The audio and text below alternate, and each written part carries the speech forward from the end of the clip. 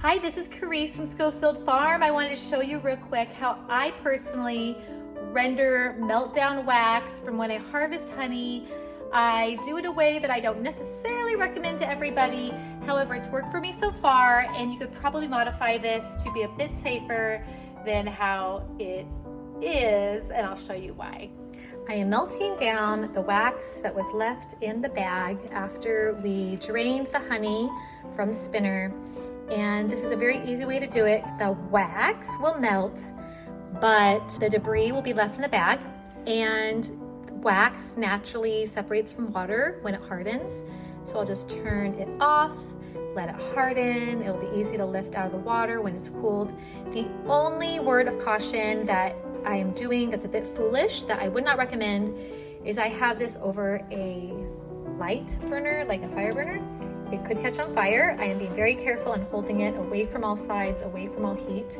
You don't ever want wax to fall on fire because it will keep burning, but it'd be better on an electric burner. That'd be much smarter. If I had a plug-in electric burner, we used to, that would be more ideal to do. But I'm being very, very careful, so I do not recommend this at home. This is just the way that I have done it the last 2 times, and I need to find a better way.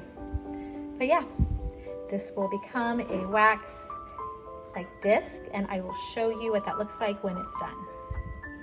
Okay, it's almost all melted. If you can see, there's just barely anything left in the bag, mostly debris, some propolis. We dropped one of the frames on the ground, so there's some weeds and stuff. So I'm gonna turn this off. I'm gonna let it harden, and then I will separate it. It's pretty amber colored. Do you wanna turn that off for me right there? So I don't really want it to boil. It's hot enough. You see it's a real amber color because there was a lot of honey left in that wax. I was a little nervous leaving it draining over the bucket because there are a couple flies in the house. I didn't want them to get in the honey. So I could have left it a little bit longer, but we got a lot of honey. So we're gonna let this sit, let it harden, and then I'll show you what the disc looks like. So it was that simple. Let me show you the end result. It's not quite cool enough for me to lift it out of the pot, but you'll see how it becomes a solid block that I will be able to just take right out of the water, put in a Ziploc, and store till I make some balms or candles or whatever I choose to craft with it. And I'll show you one that I have from last time I did this with my wax, and you can see what it looks like when it's done. Right here is the wax. It is not quite cool enough for me to lift it. There might be some more drying, but you see how it's like almost like a little ice float. And I will lift it out. I will store it this way. Let me show you. Right here is wax that I did back in December. It's not super thick, but it is the same circumference, diameter as the same pot. So I will use these. I'm gonna melt them down. I want to make a body balm with like calendula and some different herbs that I've dried.